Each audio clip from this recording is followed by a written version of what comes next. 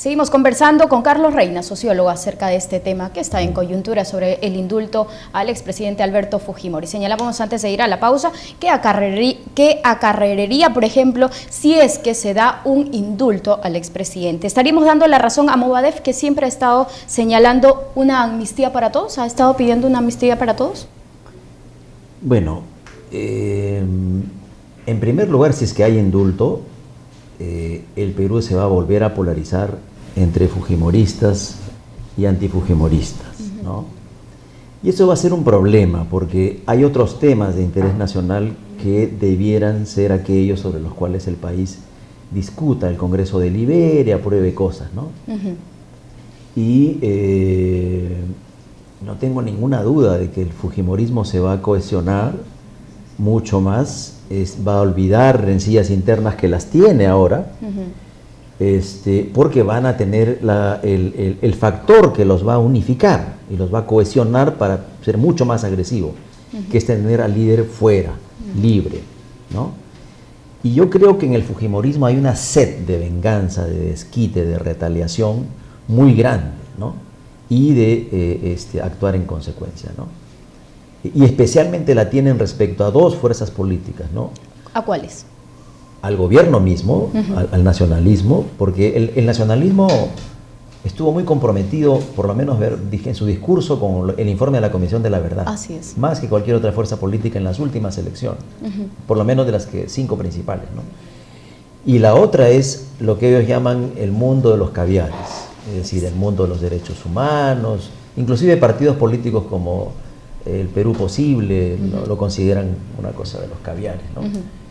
Y eso va a generar una polarización inconveniente, ¿no?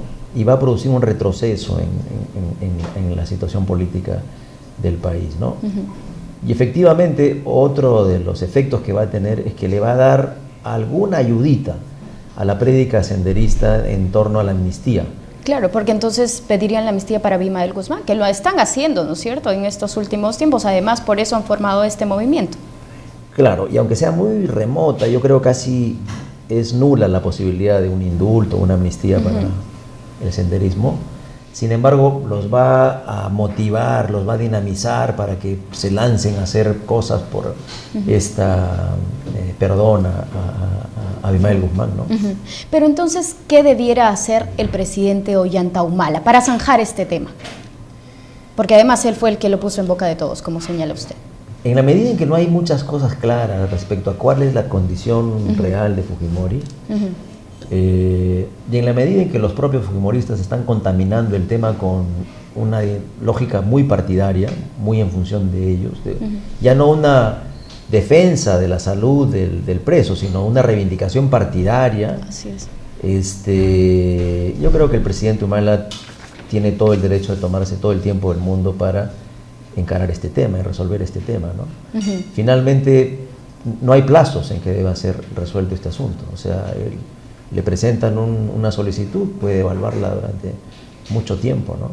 Algunos han dicho que Dios lo ilumine a Ollanta Humala, ¿no? Porque tiene todo el peso, además, de la decisión, porque básicamente va a depender de él.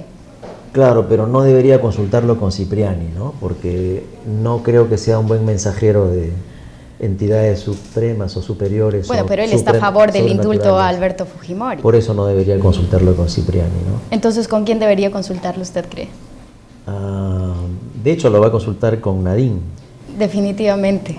Pero creo que sobre todo debería consultarlo con las bases de su partido, ¿no?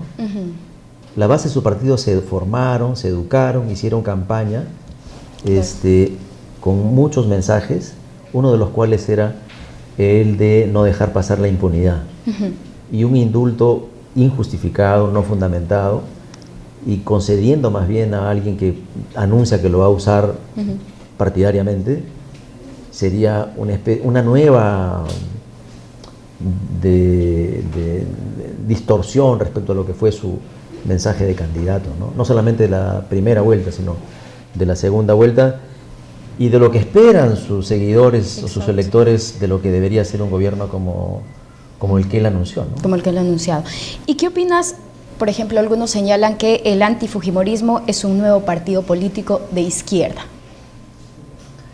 No, o sea, Contra Fujimori han activado políticamente gente tan moderada, yo diría de centro derecha, como Alejandro Toledo, o el embajador Pérez de Cuéllar, y otros que no son propiamente figuras de izquierda, ¿no? Yo creo que los antifujimoristas en el Perú son todos aquellos que no están de acuerdo con que se den golpes de Estado para gobernar, o que se dé facultades y poderes a gente que luego roba por millones de dólares, como Vladimiro Montesinos, un buen número de generales, un buen número de ministros que han sido todos procesados, una buena parte en la cárcel. Entonces todos quienes están contra eso son antifujimoristas, ¿no? Y es mentira que sea solo gente de izquierda. Uno de los más destacados fujimoristas ha sido Vargas Llosa. ¿Y quién va a decir pues que Vargas Llosa es Él ha dicho que Dios lo ilumina, Ollanta Humala, además en este. Pero bueno, nos quedan pocos minutos. Pero Vargas Llosa es ateo. O sea, yo creo que lo dice con sorna, ¿no? Bien, nos quedan pocos minutos, Carlos, y entonces quiero pasar a otro tema. Por ejemplo, analizar un poco la gestión de Ollanta Humala. Tú decías al principio que, bueno, fue el presidente Humala el que puso en boca de todos el tema del indulto, pero digamos, no se ve en el tema de las huelgas del SUTE, por ejemplo, de las huelgas de los médicos, ¿no es cierto? En ese aspecto, ¿cómo está actuando el gobierno? Bueno, lamentablemente, Humala no ha cumplido la principal expectativa que se tenía de su gobierno. ¿Cuál? Que era la de cerrar un poco la brecha entre el país amplio, grande, y el poder del Estado, ¿no? No digo que era necesario que nacionalice, de que haga un gobierno demasiado radical, ni siquiera de izquierda, bien, ni siquiera nacionalista ya. Yo tenía, en verdad, la presunción de que el gobierno de Humala iba a ser un gobierno muy moderado, ¿no? ¿Pero no lo está? ¿No lo está haciendo? No, porque él está haciendo una labor de continuación del esquema que ha prevalecido hasta ahora. ¿Pero eso no es lo que buscaba la población, el continuismo en ese aspecto económico? No, sucesivamente la población peruana ha venido votando por el cambio desde el año 2000. Votó por Toledo esperando un cambio respecto al tipo de economía que instauró Fujimori. Por Alan García, el lema del gobierno de Alan García, la consigna con la que ganó la elección en el 2006 fue el cambio responsable, pero el cambio al fin. Y el lema con el que ganó Humala fue la gran transformación. Eso de la hoja de ruta es para los entendidos. ¿Qué será hoja de ruta, no?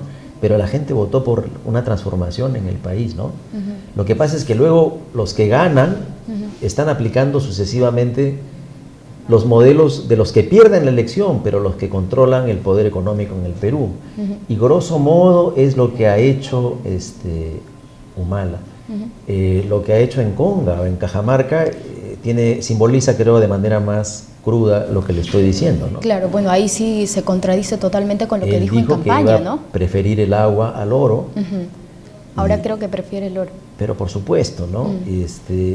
Entonces, yo creo que, ¿qué cosa hubiera sido lo moderado, por ejemplo?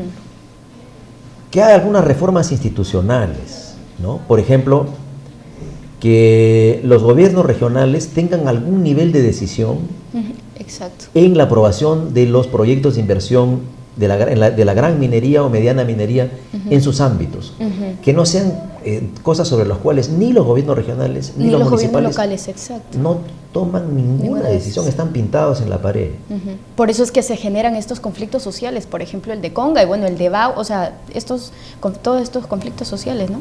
Y ahora va a haber otro en Iquitos, porque hay un proyecto de exploración en el río Nanay y se viene una cosa muy parecida, ¿no? Y entonces no ha habido cambios en ese terreno, ¿no? O sea, no se trataba de que Humala nacionalice, de que Humala expropie, de que cooperativice la economía del Perú, de que la comunalice, de que la socialice tampoco. Pero no estás contento con lo que, por ejemplo, algunos señalan, que el rumbo de la economía está muy bien, el Perú está creciendo, digamos, con ese lema, ¿no? No, porque crecer no es muy difícil para los países. Toda América Latina ha crecido en los últimos 20 años, toda América Latina. Ecuador ha crecido el año pasado hasta una tasa superior a la del Perú. Bolivia también.